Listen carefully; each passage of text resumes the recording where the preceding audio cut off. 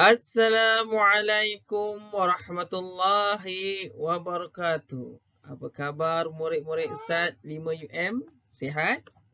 Saya harapkan semuanya dalam keadaan sihat dan juga sudah bersedia untuk belajar pelajaran kita pada hari ini. Hari ini kita akan belajar dalam bidang ibadah di bawah tajuk solat berjamaah membentuk kekuatan umat. Tajuk ini kita pernah sempat sentuh sekali rasanya semasa kita bersemuka dahulu. Sekali atau dua kali. Jadi, pada silibus kali ini juga, kita masih lagi dalam tajuk solat berjamaah membentuk kekuatan umat. Sebelum Ustaz terlupa, ingin Ustaz maklumkan. Nanti mungkin 2 minggu lagi Ustaz nak buat ujian. Sepanjang PDPR ini, pelajaran PDPR ini, semua yang Ustaz nak ajar, Ustaz nak satu ujian. Jadi contohnya waktu ulum tu, 1 jam tu Ustaz akan ujian. Sama ada Google Form ataupun permainan ke apa semua. Jadi Ustaz akan melibatkan semua pelajaran di situ. Jadi Ustaz nak murid-murid sekalian ulang semula video-video yang Ustaz sharekan di YouTube Ustaz. Supaya kamu boleh ingat dan boleh jawab. Ya, Ustaz tengok sejauh mana keberkesanan pengajaran PDPR ini. Okey, tak nak sekadar ambil jawab kuis, dah itu saja. Yang penting dia memberi manfaat kepada kita dan menambah ilmu pengetahuan kepada kita. Baiklah, Ustaz akan teruskan pelajaran kita pada hari ini. Baiklah. Sebelum Ustaz memulakan pelajaran kita pada hari ini, ada 2 peringatan yang Ustaz nak beritahu, iaitu yang pertama, walaupun kita tidak bersemuka, walaupun Ustaz hanya hantar rakaman saja, aurat tetap perlu dijaga. Mesti menutup aurat. Ya, kamu di rumah masing-masing. Kamu berada di rumah, tak berada di luar rumah, terutama orang perempuan. Kalau boleh, menutup aurat. Tak pakai tudung tu tak apalah. Ini kalau pakai seluar pendek, bertuala, orang kata berkemban, tak patutlah. Okey? Mesti menutup aurat. Dan yang kedua, mestilah bersedia untuk belajar. Tak naklah bangun tidur lah apa semua. Tak nak ya. Mesti dah bersedia. Kena ingat macam waktu sekolah. Okey? Okey, objektif pembelajaran kita pada hari ini ada 2 objektif yang Ustaz maklumkan di sini, iaitu yang pertama, kita dapat menyatakan maksud solat berjamaah dengan betul. Selalu kita dengar kicauan burung. Hari ini dengar kicauan anak-anak Ustaz di belakang. Ya? Menyatakan maksud solat berjamaah dengan betul. Okey? Dan yang kedua ialah menerangkan kelebihan dan kepentingan solat berjamaah dengan betul. Menerangkan kelebihan dan kepentingan solat berjamaah dengan betul. Baiklah, Ustaz tak nak buang masa. Apa yang penting, Ustaz nak semua murid-murid Ustaz fahami isi pembelajaran kita pada hari ini. Baiklah, Ustaz akan teruskan. Kita mulakan pembelajaran kita. Baiklah, kita sambung semula ya. Okey, ada iklan penaja tadi. Dah kunci. Terima kasih. Berikan tepukan untuk Furqan. Dia ketua kelas kita. Dia telah menghalang gangguan-gangguan ni. Dan sangat bijak. Okey, mari kita menadah tangan sesama membaca doa.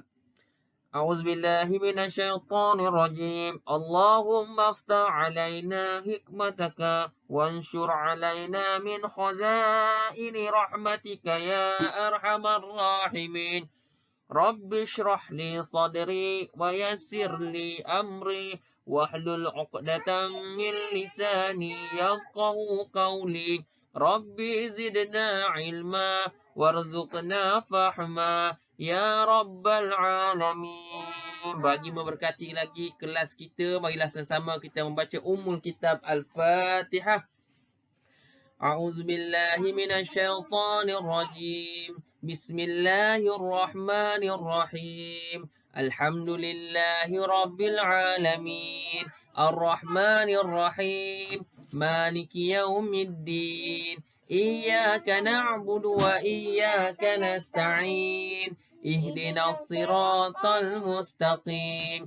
Siratal ladzina an'amta 'alaihim ghairil maghdubi 'alaihim waladdallin.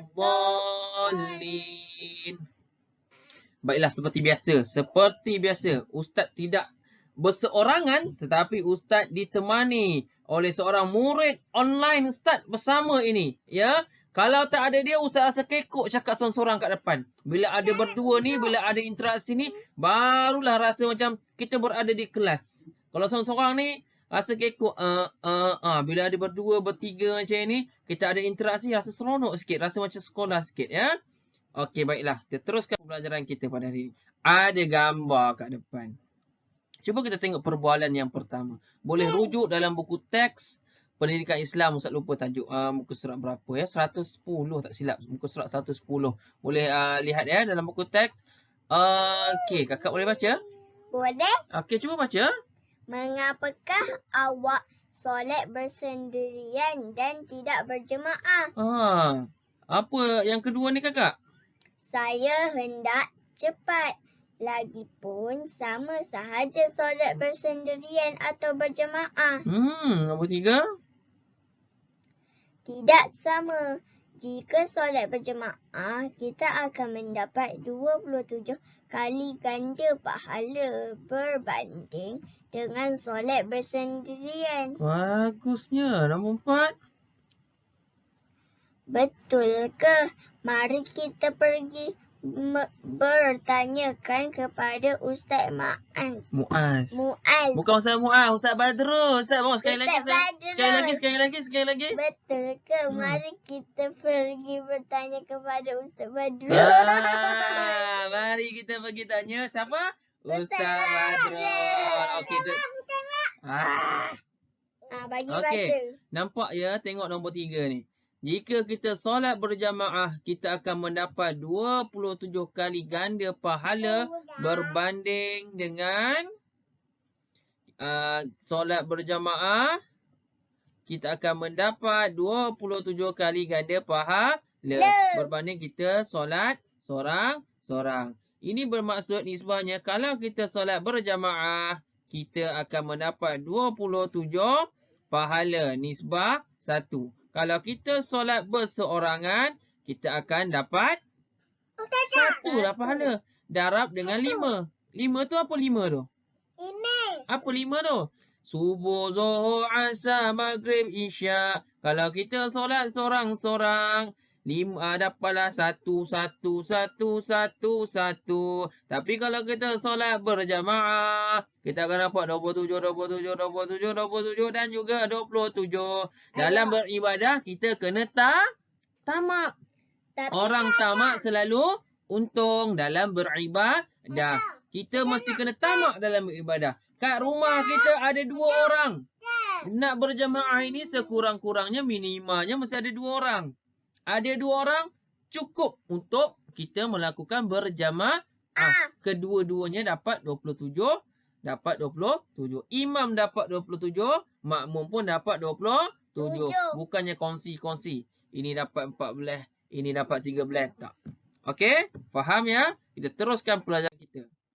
Solat jamaah. Berjamaah. Apa itu solat berjamaah? Tarang. Okey, cuba. Nurul Saibah Watif, cuba baca apa itu solat berjamaah. Solat berjamaah ialah solat yang dilakukan lebih daripada seorang atau secara beramai-ramai dengan diketuai seorang imam. Okey. Dengar Ustaz Badrul cakap ni. Solat berjamaah. Solat berjamaah ialah solat yang dilakukan dengan betul lebih daripada seorang. Okey? Lebih daripada seorang maksudnya 2, 3, 4, 5, 6, 7, 8, 9, 10 dan seterusnya. Dan dia bukan kurang daripada seorang. Kalau dia seorang saja, maka itu adalah solat bersendirian. Faham solat jemaah? Ustaz ulang, solat berjemaah ialah lebih daripada seorang. Bagus. Kalau kita rajin pergi ke masjid, solat 5 waktu ke masjid sebelum PKP ini, kita akan tahu apa itu solat jemaah. Kan ramai, ada saf-saf dia kan. Solat Jumaat, lelaki terutama yang pergi solat Jumaat pada hari Jumaat. Ni cerita sebelum PKP. Okey? Akan tahu apa itu solat berjamaah. Okey? Atau secara beramai-ramai. dengan diketuai oleh seorang imam. Okey, mesti ada seorang imam. Kalau tak ada imam, macam mana nak lakukan solatnya? Tak ada ketuanya. Okey, imam itu adalah ketua atau pemimpin solat kita pada itu. Okey, sebagai contoh lafaz niat solat bagi imam. Katakanlah Hamka ya, Hamka kan 5 UM. Hamka jadi imam. Ha. Ya. PKP ni kan mak apa ibu bapa Hamka kata Hamka dah belajar lama kat sekolah ni. Kan? Jadilah imam. Ha. Apa lafaz niat Hamka? Okey. Imam berada di mana kedudukannya? Imam berada di hadapan. Okey, katakanlah ni Hamka. Okey, katakanlah ini Hamka Ustaz lukis. Aduh, adik kalian penaja lagi. Hamka berada di depan. Okey, yang berada di sebelah belakang, katakanlah ayah Hamka. Siapa lagi? Hamka ada adik kot. Okey, sini adik Hamka. Okey. Okey, barisan belakang ni siapa? Ni barulah mak. Siapa? Kakak atau adik-adik macam anak ustaz yang kecil ni.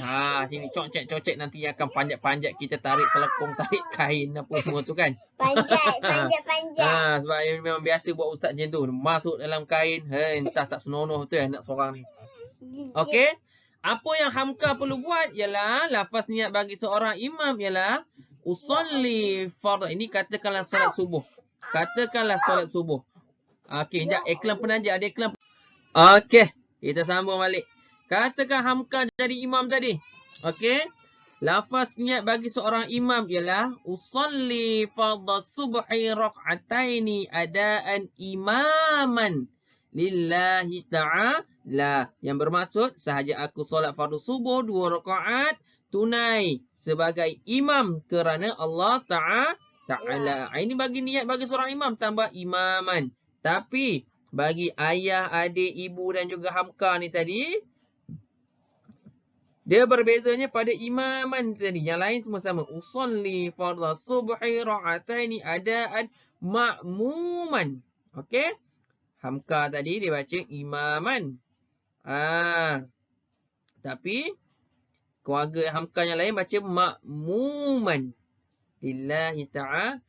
Sahaja aku solat fardu subuh 2 rakaat tunai sebagai makmum kerana Allah Ta'ala. Okey, boleh faham ya? Setakat ni Ustaz rasa boleh faham. Mudah saja sebab kita pun dah belajar. Jadi padam ni sekejap sebab ada sesuatu kat sini nanti.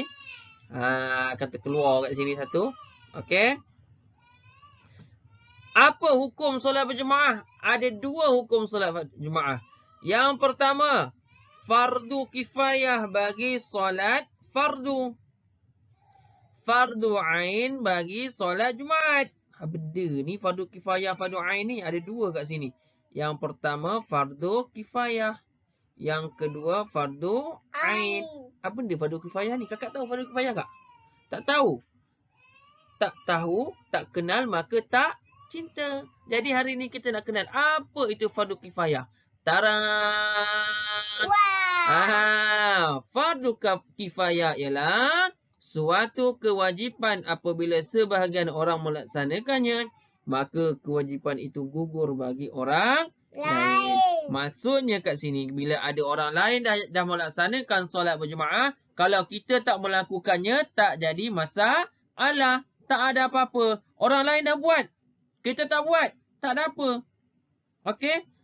Tak ada masalah, tak berdosa. Cuma bezanya orang yang melaksanakan solat berjemaah tadi tu dapat berapa kakak pahala dia? 1. Berjemaah ramai-ramai tadi. 27. Dapat 27.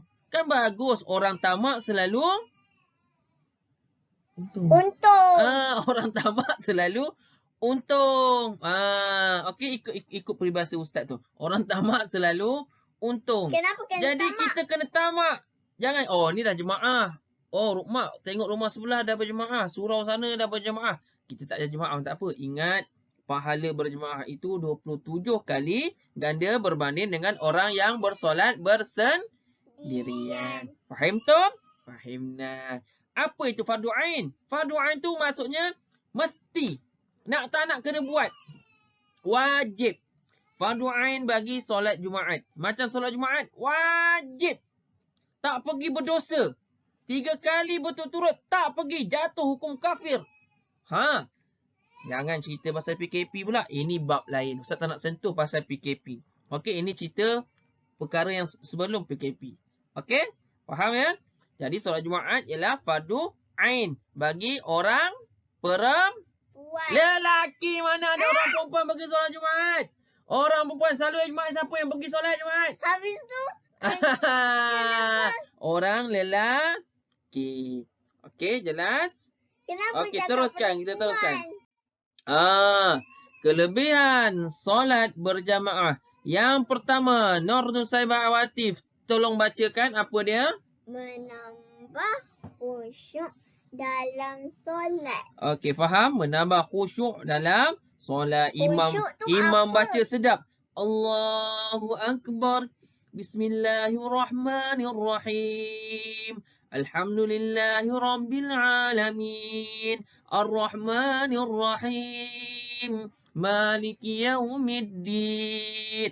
Sebagai contoh, makmum, ya Allah, imam ni sedapnya suaranya baca. Kan? Jadi kita berkhusyuk. Janganlah sambil cakap, ui sedapnya imam bercakap. Kawan sebelah kata, dalam solat mana boleh bercakap? Kawan sebelah pula kata, korang berdua bercakap, batal buat solat korang. Seorang lagi kata, kau pun cakap, batal lah solat kau. Imam pusing belakang. Korang ni bising kenapa aku nak solat pun tak senang? Siapa yang batal solatnya? Semua orang. Semua orang batal solat. Solat kena dalam keadaan yang khusyuk. Yang kedua, apa dia? Beroleh pahala 27 kali ganda. Siapa yang kata ni 27 kali ganda? Ustaz Badrul ke? Tidak. Tapi siapa? Qala Rasulullah sallallahu alaihi wasallam, melalui daripada hadis Nabi Muhammad sallallahu alaihi wasallam. Rasulullah tak pernah berbohong. Rasulullah tak pernah berdusta. Ya, Rasulullah cakap dapat 27 kali ganda pahala berbanding orang yang solat seorang diri. Kan kakak sebab tu kita selalu solat Jumaat kat rumah kan? Kan subuh kita solat Jumaat, Zuhur, Asar, Maghrib, Isyak. Solat jemaah tu Macam kita buat tu lah ramai-ramai. Ada kakak, ada ayah, ada ibu. Okey, ada adik-adik. Lepas tu pula setiap asar, ni sampingan. Selepas asar ada baca maksurat. Lepas subuh ada baca maksurat. Sebelum 3 ada baca surah Al-Mulk. Itu sampingan. Okey, yang seterusnya ialah baca dicintai oleh Allah Subhanahu Wa Taala dan Rasulullah sallallahu alaihi wasallam. Kita nak Allah sayang, Allah dan Rasul sayang kita ke benci? sayang. Mestilah sayang. Okey, bila Allah tengok hajinya semuanya. Kan? Sejuk rumah orang tu. Kan? Disinari dengan cahaya-cahaya Al-Quran. Masya-Allah. Yang seterusnya, yang keempat ialah mengukuhkan ukhuwah sesama umat Islam. Kalau dalam keluarga ada ayah, ada ibu, ada adik, ada abang semua merapatkan hubungan silaturahim antara kita. Kalau di masjid mengeratkan hubungan sesama kawan-kawan penduduk setempat. Inilah antara satu kelebihan kita bersolat berjamaah. Okey, itu antaranya lah. Yang seterusnya, yang terakhir kelebihan solat berjamaah ialah mendapat keberkatan di dunia dan di akhirat. Sebab apa? Bila Rasulullah suruh tu mesti ada sebab, mesti ada sesuatu. Dan bila kita buat apa yang Rasulullah suruh, dapat keberkatan di dunia dan di akhirat. Keberkatan tu maksudnya Allah suka. Kita buat tu rasa tenang aja. Kita rasa seronok aja. Kita rasa lapang aja. Itu ada keberkatan. Contohnya rezeki ada sedikit tapi kita rasa macam cukup aja. Ada RM10 tapi kita rasa RM10 ni cukup untuk kita. Ada orang RM10 tak cukup bagi dia. Itu bezanya keberkatan. Kepentingan solat berjemaah. Okey. Apa pentingnya solat jemaah ini? Iaitu Ustaz bacakan, meningkatkan semangat berpasukan dan kerja sama. Cepat kakak ambil wuduk, kita nak solat Zuhur dah ni. Okey, semua dah ready? Stop semua. Okey, hari ni siapa jadi imam? Okey, Furqan. Okey, Furqan kecil lagi tak apalah. Bapak si Furqan nak jadi imam. Memanglah sebab dia baby lagi, baru 3 tahun. Meningkatkan semangat berpasukan dan kerja sama. Orang tak nampak ada daripada situ nampak, semangatnya ni terikut pemimpin, ada ketua Allahu Akbar, imam, makmum pun Allahu Akbar, Samiallahu liman hamidah. Makmum pun samiallahu liman hamidah. Salam. Baca doa. Allahumma hadina fi man hadait. Amin. Wa'afina fi man afait. Amin. Amin. Tu doa kunut. Saja baca doa kunut. Kan semangat berpasukan dan kerja sama. Yang seterusnya ialah membentuk diri berdisiplin dan mematuhi ketua. Okey. Kita akan sentiasa berdisiplin. Orang yang menepati waktu solat, yang menjaga waktu solat adalah orang yang berdisiplin. Dengar je saja terus. Dia memang atur urusan hidup dia memang sempurna. Sebab dia dah biasa mendisiplinkan diri dia. Dengar waktu azan dia tahu dah. Dengar waktu azan subuh dia tahu bangun. Lepas tu dia kena buat apa. Inilah keberkatan di dalam solat berjamaah dan mematuhi ketua. Sebab apa dalam solat ada seorang ketua. Okey. Seterusnya kita kena cepat ni. Sebab ada sesuatu yang akan menggegarkan pintu rumah ini. Melatih diri menepati masa. Tadi Ustaz dah sebut dah pasal masa. Ataupun dalam surah Al-As ada sebut wal as innal insana lafi hus illa allazina amanu wa amilus solihati wa tawassaw bil haqq wa tawassaw bis demi masa sesungguhnya manusia itu sentiasa dalam keadaan kerugian. Okey, sebab tu bila azan saja terus bergegas. Lagi bagus sebelum azan tu kita dah sedia dah. Lagi bagus ni kalau lagi bagus. Selepas solat subuh dia dah letakkan sejadah. Kenapa ni tak gerak-gerak ni? Saya tak sabar nak nunggu solat subuh Zuhur pula. Oi, itu terlebih bagus tu. Ada ke buat macam tu? Tak adalah kan. Dan tentulah kita ada kelas, ada kerja dan urusan lain. Maksudnya dalam 10 minit, 5 minit lagi nak azan, kita dah tahu dah. Nak suatu azan dah ni. Kita bersedia ambil wuduk. Mak, jom kita nak solat jemaah je lagi nak suatu. Ayah, jom ayah. Kita nak solat jemaah ni, sekejap lagi ni tinggal lah. Kejap tu gadget ke apa semua TV tu kejap kita solat jemaah dulu. Lepas tu kita sambung balik. Boleh kan? Cantik tu. Okey, seterusnya yang terakhir kepentingan solat jemaah ialah menambah rasa kasih sayang, hormat, menghormati tanpa mengira darjat. Ini adalah kelebihan yang kita tak nampak sebenarnya. Tapi dia ada. Kita tak nampak rasa kasih sayang tu. Tapi bila kita saling bertoleransi, kita saling berinteraksi, itu menyebabkan kasih sayang. Kalau sedang ini kita selalu rasa marah.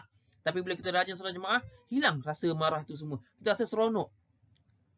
Bila kita datang solat jemaah, contohnya kita pergi asrama apa semua, rindunya lah.